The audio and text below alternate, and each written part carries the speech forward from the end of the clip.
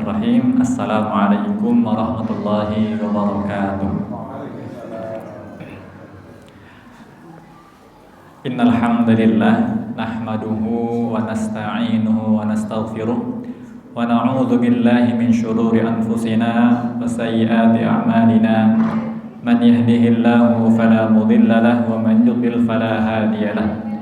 Wa asyhadu an la ilaha illallah wahdahu la syarika lah wa asyhadu anna Muhammadan 'abduhu wa rasuluhu alladzi la nabiyya wa la rasula ba'dah. Allahumma ya muqallibal qulub tsabbit qulubana 'ala dinik. Allahumma ya musarrifal qulub sarrif qulubana ila ta'atik. Allahumma anfa'na bima 'allamtana wa 'allimna ma yanfa'una wa zidna 'ilman ya rabbal alamin. Amma ba'd. Bapak Ibu jamaah Masjid An-Nur Gondang Legi. Ya, leginya saya udah jawab belum nih? Ya, insyaallah. Saya orang Sunda, jadi masuk ke Jogja niki adaptasinya lumayan butuh lama, masyaallah. Ya. Alhamdulillah Bapak Ibu sekalian yang dirahmati Allah Subhanahu wa taala, segala puji bagi Allah. Mari kita kembali mengingatnya, kita kembali berzikir kepadanya, kita mari kembali ingat untuk senantiasa bersyukur kepada Allah Subhanahu wa taala atas karunia iman, atas keistiqomahan, atas cahaya hidayah yang Allah berikan kepada hati kita semua, kepada diri kita semua ini, yang hingga sampai di ujung-ujung akhir Ramadan ini ternyata Allah masih panggil kita. Di antara saudara-saudara kita yang lain mungkin terhalang A, B, C dan lain sebagainya, tapi Allah pilih kita Bapak Ibu untuk diistiqomahkan hadir di majelis ilmu, diistiqomahkan di dalam ketaatan. Dan ini semoga tanda Bapak Ibu sekalian dari Allah bahwasanya Allah inginkan kita senantiasa berada di dalam keistiqomahan itu. Ya, Bapak Ibu sekalian yang dirahmati Allah Subhanahu wa taala. Sekarang ini masuk Ramadan yang ke-25 ya. 25. Malam, berarti nanti malam ini kita masuk malam ganjil, malam ke-25 nggih. Malam ke-25. Masya Allah. Alhamdulillah. Perjalanan hari-hari puasa kayaknya baru kemarin. Ngoten nggih, Bu? Ibu-ibu gimana, Bu? Ramadan kali ini sama yang sebelumnya. Sekarang ini waktunya kerasa cepat, cepet banget, Bu.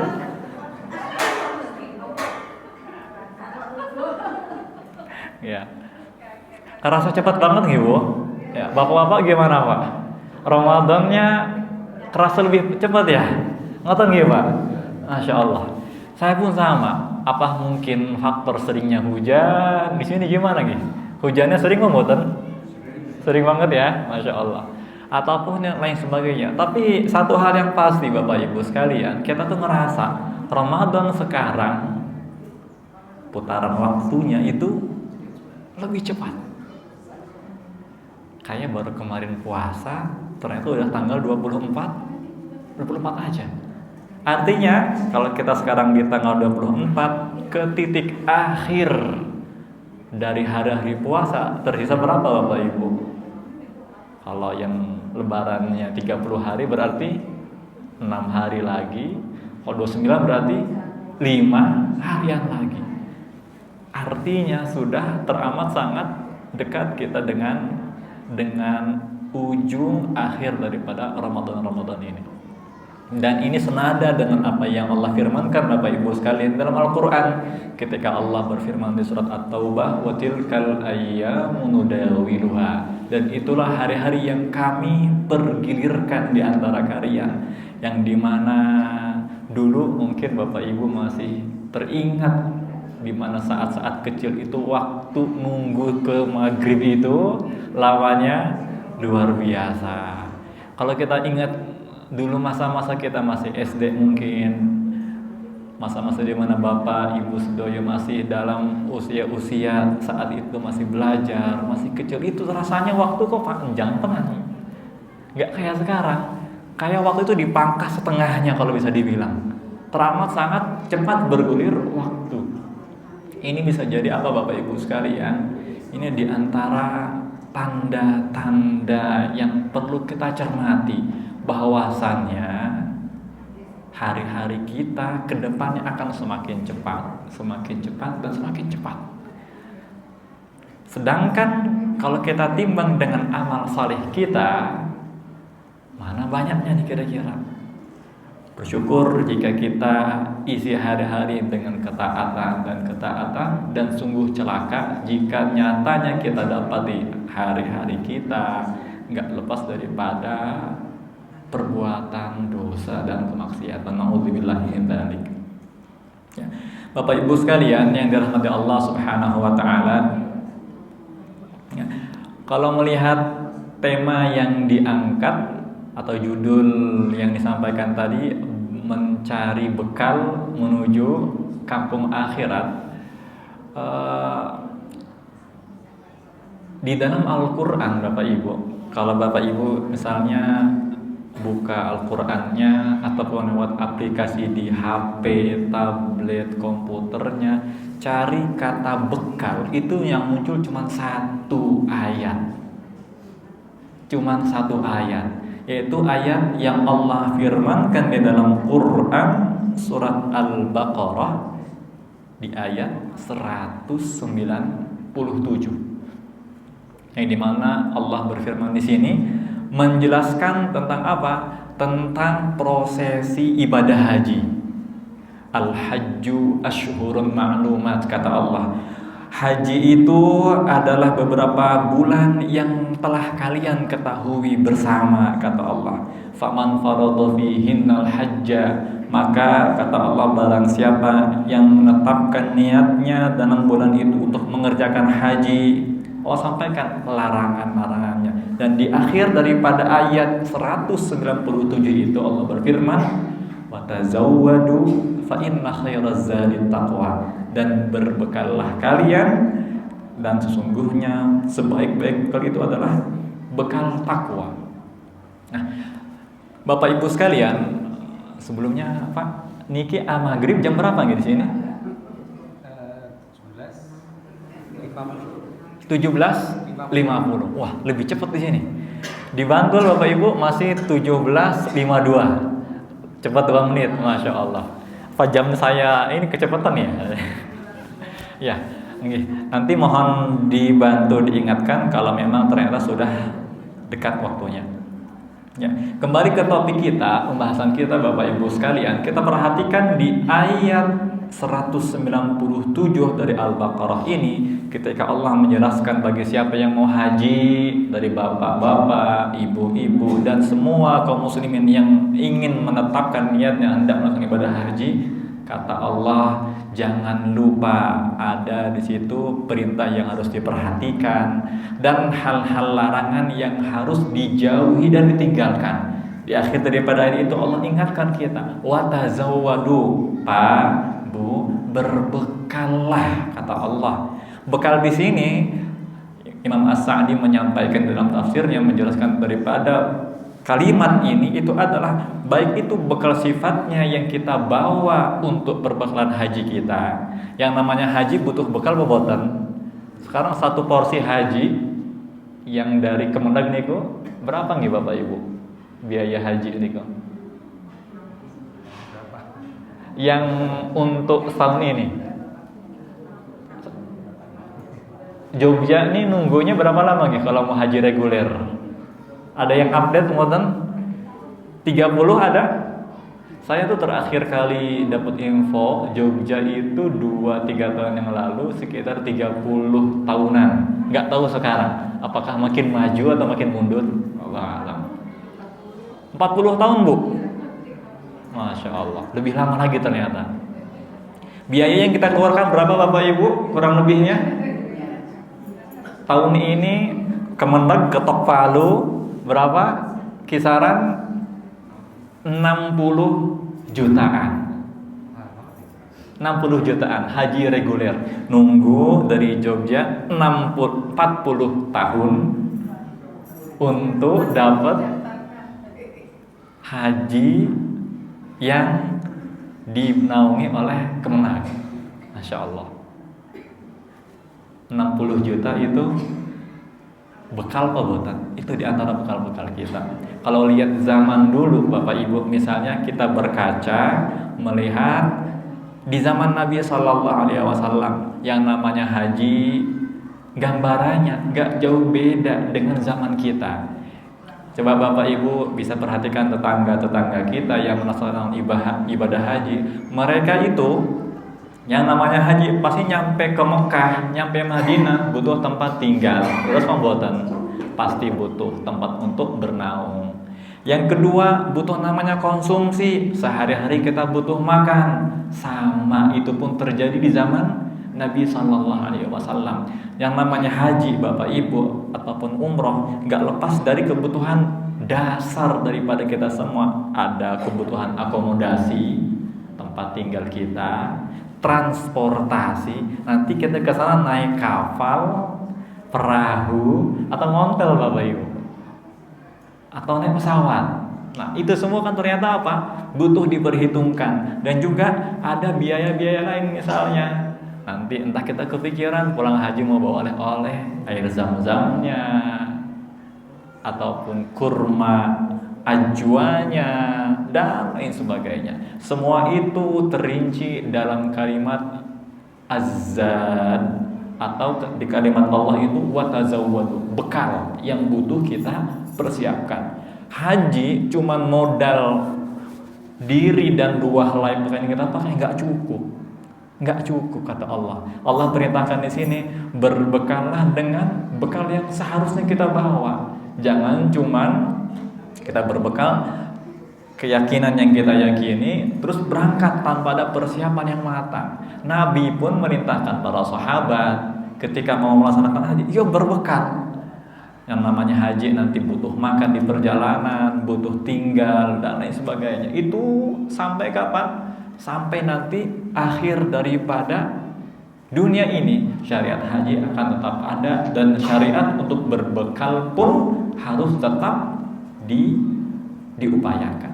Nah, Bapak Ibu sekalian, selesai daripada menjelaskan daripada poin penting tersebut, Imam As-Sa'di melanjutkan dengan satu poin penjelasan tentang apa? Ada bekal lain nih Bapak Ibu sekalian yang penting untuk kita perhatikan. Itu adalah bekal kita ke tempat keabadian kita semua. Yaitu kita semua akan kembali ke akhirat. Kita semua akan kembali ke kampung halaman kita. Bapak kita semua, Nabi Adam alaihissalam, berasal dari surga, dan kita pun sebagai anak cucu keturunannya itu pun harus selayaknya kita menjadi ahli surga, karena bapak kita adalah ahli surga. Yang berkaitan dengan ini pula Bapak Ibu sekalian, sungguh merugi jika kita dapati, kita rasakan, kita menyadari hidup itu pasti ada ujungnya. Betul Bapak Ibu? Pasti. Kita sangat yakin, seyakin-yakinnya bahwasannya di akhirat ada surga, ada neraka. Kita sangat yakin adanya kematian setelah kehidupan. Cuman yang sangat disayangkan, kita saksikan banyak dari kaum muslimin khususnya sadar tentang kematian, sadar yakin akan ada surga dan neraka. Cuman kok nggak ada bekal yang dibawa ke sana. Kita yang bukan orang asli Jogja misalnya, ataupun keluarga kita yang berada di luar Jogja, akhir-akhir ini lagi sibuk apa Bapak Ibu? Persiapan mudik. Wah, di TV beritanya gimana Bapak Ibu? Mulai ramai persiapan mudiknya. Luar biasa, dipersiapkan dengan sedemikian matangnya, perincian keuangannya, bekal baju yang dibawanya, oleh-oleh yang nanti kita akan hadiahkan itu apa? Wah, dirinci luar biasa. Itu baru mudik dari satu tempat ke tempat lain yang ada di dunia ini. berbekalannya itu betul-betul dipersiapkan dan matang. Cuman ada yang perlu kita lebih perhatikan, kata Allah di sini tentang bekal kita ke kampung akhirat kita. Kita semua akan kembali Bapak Ibu, kita semua akan menghadap Allah Subhanahu wa taala, dan kita semua pasti akan berjumpa dengan Allah Subhanahu wa taala. Sudah selayaknya kita berbekal dengan bekal yang teramat sangat baik, yaitu adalah bekal ketakwaan. Sebagaimana Allah sampaikan di sini, wa tazawwadu fa inna khairaz zadi at-taqwa. Lalu Bapak Ibu sekalian, berkaitan dengan hal ini Allah Subhanahu wa taala berfirman di dalam Al-Qur'an di surat An-Nahl ayat 97, orang-orang yang betul-betul mereka membekali kehidupannya dengan ketakwaan, termasuk daripada takwa dengan iman dan amal saleh di dalam kehidupannya masing-masing. Kata Allah, man amila salihah, barang siapa di antara kalian beramal saleh, min dzakarin au unsa wa huwa mu'min, baik yang laki-lakinya ataupun yang perempuannya, dan mereka semua itu didasari atas dasar iman, kata Allah, falanuhyiyannahu hayatan thayyibah, niscaya sungguh kami betul-betul akan berikan kepadanya kehidupan yang baik, wala najziyannahum ajrahum bi ahsani ma kanu ya'malun, dan sesungguhnya akan kami berikan balasan kepada mereka, kata Allah, dengan pahala yang lebih baik dari apa yang telah mereka kerjakan. Ada pahala yang menunggu, dan yang paling spesial ada surga yang kita rindukan bersama. Kalau Bapak Ibu ditanya, Pak, Bu, milih surga atau neraka? Pasti kita jawabnya surga. Cuman ternyata surga itu yang masuk ke sana orang-orang pilihan. Yang bisa masuk ke dalam surga bukan sembarangan orang. Allah persyaratkan di sini dua syaratnya. Pertama, man amila salihah. Pertama, orang yang beramal saleh, dan kata Allah yang kedua, ada iman yang mendasari dia beramal saleh itu. Ibaratnya Bapak Ibu sekalian, kayak kita melihat ada orang di rumah buka-buka kulkas, oseng-oseng di dapur gitu. Pas ditanya kenapa kok gitu, dia jawab lapar. Ada alasan kuat kenapa dia bergerak ke dapur, motong-motong bawang dan lain sebagainya. Dan ini pun sama Bapak Ibu gambarnya dengan apa? Kita mau ke surga. Alasan yang paling kuat kita berhak masuk surga, kata Allah, itu ada iman dulu. Oleh karenanya kita saksikan rukun Islam pertama itu apa Bapak Ibu? Syahadat. Berikrarnya kita kepada Allah Subhanahu wa taala, dan ikrar itu adalah mewakili daripada keimanan. Persaksian kita bahwasanya Allah semata yang berhak kita sembah, dan kita mempersaksikan Muhammad adalah Rasul Allah Subhanahu wa taala. Iman yang mendasari, dan kata Allah yang kedua syaratnya ada amal saleh. Gak cukup tuh kita Bapak Ibu yakin ada surga, yakin Allah itu ada, yakin Allah yang menciptakan bumi dan seisinya, cuman gak ada wujud amal solehnya. Artinya apa? Sia-sia belaka. Sia-sia belaka. Kita lihat masjid yang kita tempati ini, pasti masjid yang kita lihat ini ada tiang-tiang yang menyangga. Tiang-tiang yang menyangga itu Bapak Ibu, kalau ibarat bahasa untuk rukun Islam itu adalah tiang-tiang tersebut. Mungkin nggak Bapak Ibu, masjid ini atapnya berdiri tanpa ada tiang? Tidak mungkin. Sama halnya jika seseorang dia bersyahadat tapi kok nggak sholat, dia syahadat, tapi dia tidak menunaikan kewajiban zakat, dia syahadat, dia nggak puasa Ramadan. Artinya apa? Pincang, nggak sempurna keimanan yang ia dapatkan. Nah, Ini kata Allah, barang siapa yang di antara kita semua, laki-laki perempuannya, dia beriman dan beramal soleh, maka kata Allah ada balasan yang begitu membahagiakan. Kata Allah yang pertama, di dunianya falanuhyiyannahu hayatan thayyibah, kami akan berikan kepadanya kehidupan yang baik. Dan Allah sampaikan di sini dengan kalimat hayatan thayyibah tanpa ada alif lam. Kalau kita melihat penjelasan para ulama tentang ayat ini, dalam bahasa Arab ini disebut dengan kata benda yang berbentuk nakirah, berbentuk umum. Artinya apa? Ketika kita mendapati hal seperti ini, artinya kehidupan yang baik itu bukan cuma Allah kasih kita sehat. Cakupannya itu luas, luar biasa. Pertama, contohnya misalnya Allah kasih kita sehat, Allah kasih kita kecukupan harta, Allah kasih kita rukun di dalam rumah tangga. Nikmat apa buatan Bapak Ibu? Itu nikmat. Suami, istri, anak, rukun, langgeng rumah tangganya, ini nikmat. Kita saksikan berapa banyak berita berkeliaran di antara kita lewat TV, media sosial, bahkan mungkin di antara kita menyaksikan rumah tangga itu hancur, nggak bersisa, pisah antara si istri dengan suami.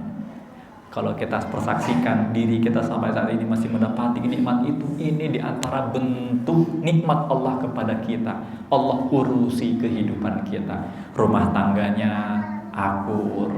Ditambah lagi misalnya apa? Hubungan antar tetangga adem, ayem, langgeng. Betapa banyak di luar sana Bapak Ibu, satu rumah dengan rumah lainnya itu apa? Wah, sampai angkat celurit, nggak akur. Ada atau enggak Bapak Ibu? Ada, kita saksikan. Tapi kita dapati dengan hidup dengan tetangga itu rukun. Ini satu nikmat luar biasa.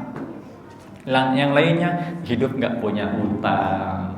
Utang niku beban pikiran mau boten? Beban pikiran. Ketika Allah berikan kita nggak punya utang sama saya, ini nikmat luar biasa.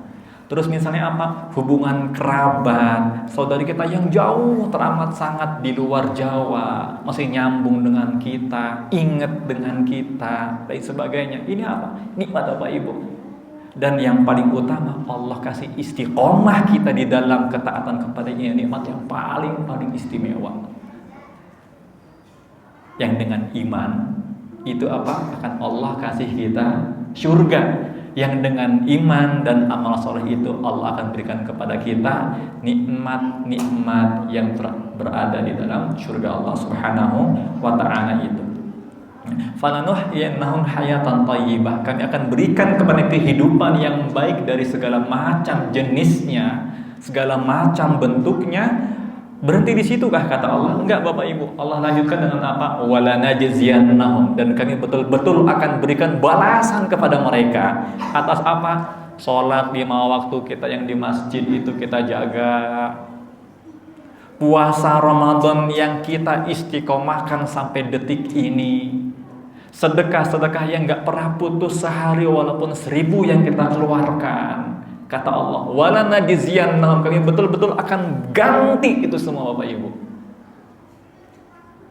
Semua capeknya kita sholat tahajud, beratnya hati kita mengeluarkan harta nih, padahal kita lagi butuh, tapi kita keluarkan untuk anak yatim.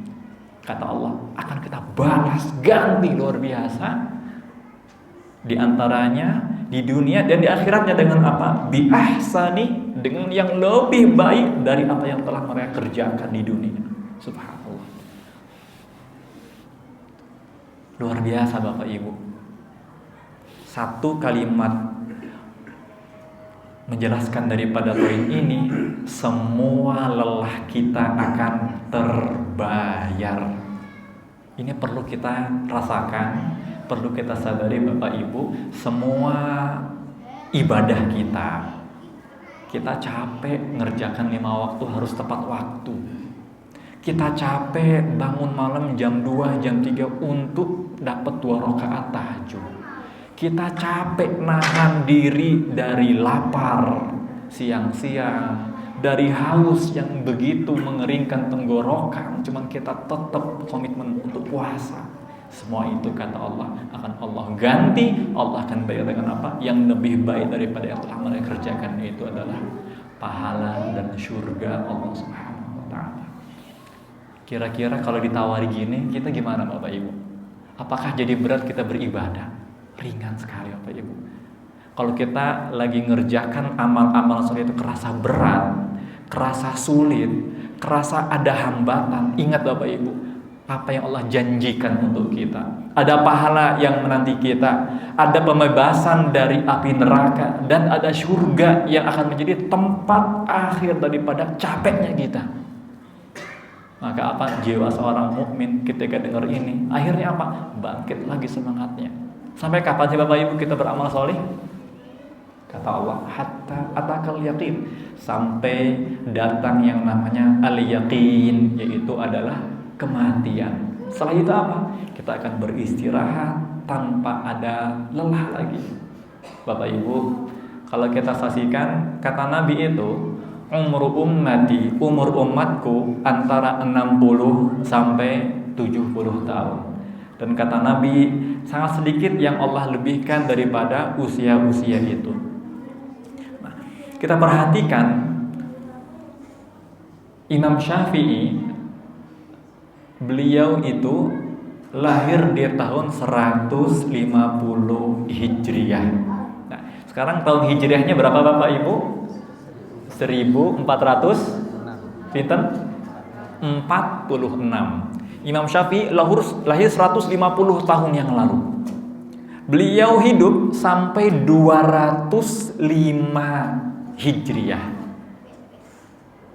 Itu berapa tahun Bapak Ibu? 150 ke 205.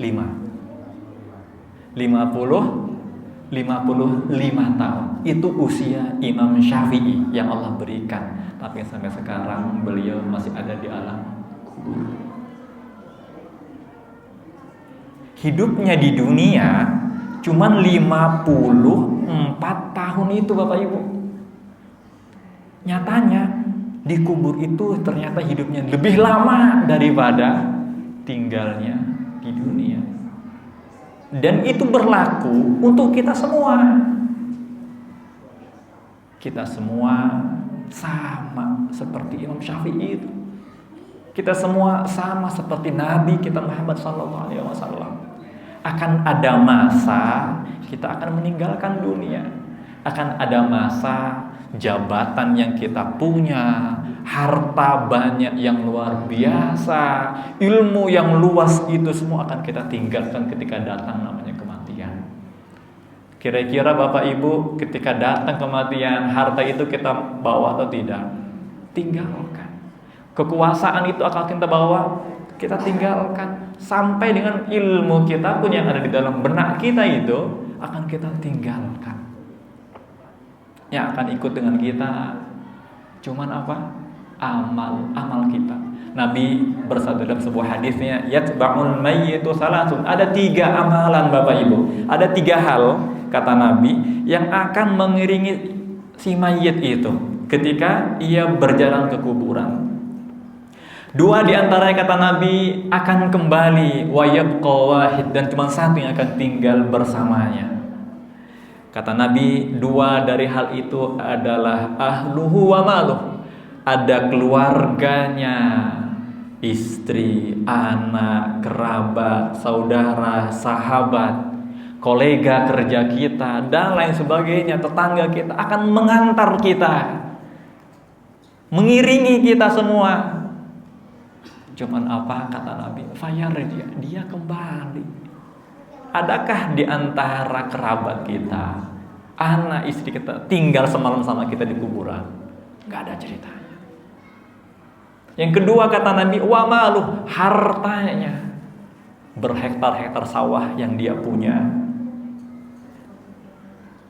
rekening ATM yang tidak terhitung jumlahnya, saldo yang unlimited, yang tak terbatas yang kita saksikan itu semua ternyata apa kata Nabi? Itu akan kembali dibagikan ke ahli warisnya. Istrinya, suaminya, anaknya, kerabatnya akan menikmati itu semua. Nggak ada sama sekali akan menemani kita. Yang menemani cuma apa? Dua helai kain itu yang tidak berkantong itu. Kata Nabi, ada satu yang akan menemani kita, yaitu adalah amal-amal kita. Cuman amal yang akan membersamai kita di ruang yang teramat sangat gelap, sempit luar biasa daripada rumahnya kita. Kita akan tinggal di sana. Kita semua akan kembali ke tempat itu. Dan itulah tempat istirahatnya kita dari capeknya hiruk pikuk dunia. Istirahatnya apa? Bisa jadi selama seperti lamanya Imam Syafi'i, bahkan lebih 1400 tahun lebih, kurang lebih Imam Syafi'i apa? Masih berada di dalam kubur itu. Sampai sekarang belum dibangkitkan. Kita gambarannya sama. Bisa jadi hidup kita di alam kubur lebih lama daripada di alam dunia kita. Oleh karenanya, jangan tertipu dengan silaunya dunia, jabatan yang kita punya, harta, peluang, kesempatan yang dibukakan oleh Allah kepada kita. Ingat, kita mati nanti tuh. Ingat, kita pasti akan kembali kepada Allah Subhanahu wa Ta'ala. Oleh karenanya, yang beruntung itu siapa? Di antaranya orang-orang yang berbekal dengan sebaik-baik bekal selama nafas itu masih ada di antara kita semua. Dan bekal terbaik di antaranya adalah apa? Ketika kita dapat bulan Ramadan ini, Bapak Ibu. Ramadan ini teramat sangat disayangkan kalau apa? Kita isinya ngobrol kanan kiri, ngikutin gosip dan sebagainya. Teramat sangat mahal Ramadan, cuma sibuknya cari dunia, harta dan jabatan sebagainya. Karena di Ramadan ada yang lebih istimewa. Kita lihat Nabi mengajarkan kepada kita untuk cari sebabnya banyaknya amal-amal salih kita. Karena kita akan kembali. Dunia dibawa, tidak. Jabatan akan kita lepaskan, kita tinggalkan. Ada yang akan menggantikan kita. Semua itu akan hilang daripada kita. Ramadan ini momen Bapak Ibu kita kembali kepada Allah Subhanahu wa Ta'ala. Bulan di mana selain daripada bulan Asyam, bulan kita berpuasa, Ramadan adalah bulan pertaubatan kita kepada Allah Subhanahu wa Ta'ala. Kita banyak dosa, semuanya kita pendosa. Kata Nabi bahwasanya semua anak Adam itu adalah khata', orang-orang yang banyak sekali yang melakukan dosa. Cuman yang terbaik itu bukan orang yang putus asa dengan dosa-dosanya karena saking banyaknya, tapi apa yang terbaik itu adalah mereka yang bertaubat, memperbaiki diri dan berazam bertekad untuk jadi hamba Allah yang lebih baik ke depannya di sisa waktu yang ada. Oleh karena Bapak Ibu, kalau kita melihat poin terakhir daripada yang ini saya sampaikan pada sore hari ini, amal-amal utama apa saja yang Nabi sampaikan kepada kita, para ulama jelaskan kepada kita, setidaknya jaga beberapa amalan ini Bapak Ibu. Selama Ramadan ini masih ada di antara kita semua. Pertama, puasa kita. Puasa yang bukan sekedar nahan lapar dan haus, tapi puasa yang betul-betul kita hayati, kita maknai, dan kita tahan diri kita. Puasa kan artinya apa Bapak Ibu? Menahan diri. Al-imsak, menahan diri dari apa? Lapar, haus, mendatangi pasangan kita. Selain itu, tahan juga diri kita dari apa? Lisan ini menyakiti saudara kita. Tangan ini menzolimi tetangga kerabat kita.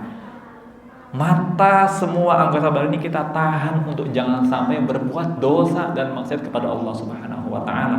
Karena Nabi pernah bersabda Bapak Ibu, rubba shaimin, betapa banyak orang yang puasa, hadzuhu min siyami, yang dia dapat bagian dari puasa cuma dapat lapar dan haus belaka. Kenapa? Puasa yo gibai orang, Puasa, yo dia ngadu domba orang. Ya puasa, tapi dia nggak bisa jaga hati, lisan, dan anggota badan. Akhirnya apa? Dari pagi sampai maghrib nanti, dia cuman apa dapatnya?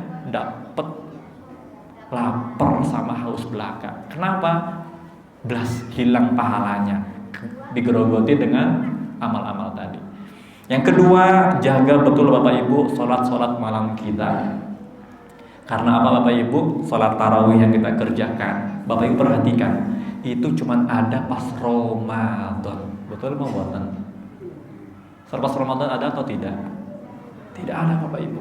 Dan kata Nabi, annahu man qama ma'al imam, barang siapa di antara kita yang berdiri menghidupkan malam Ramadan dengan sholat itu bersama imam, hatta yang sharif, hingga akhir daripada sholat imam tersebut, sampai selesainya witir imam itu, kutibalahu ajru qiyamil. Ini saya akan dicatatkan baginya pahala seakan-akan dia melaksanakan sholat semalaman suntuk.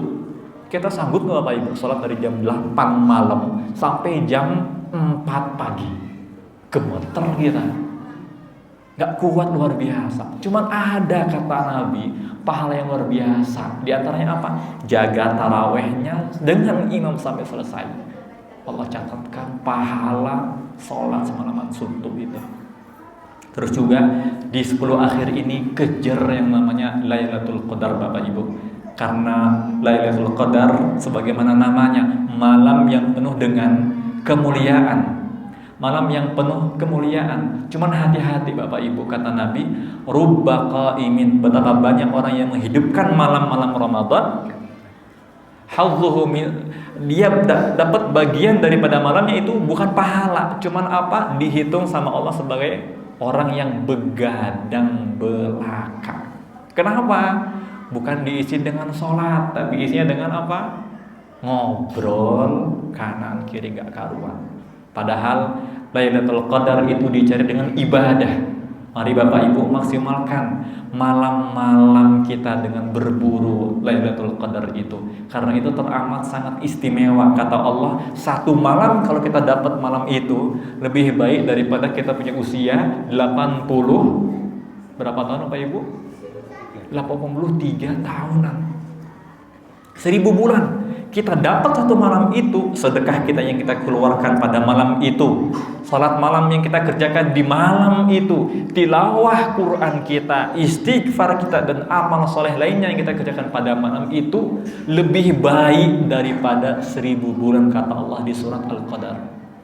Jangan sampai kita dapat kesempatan yang teramat sangat istimewa ini kita sia-siakan.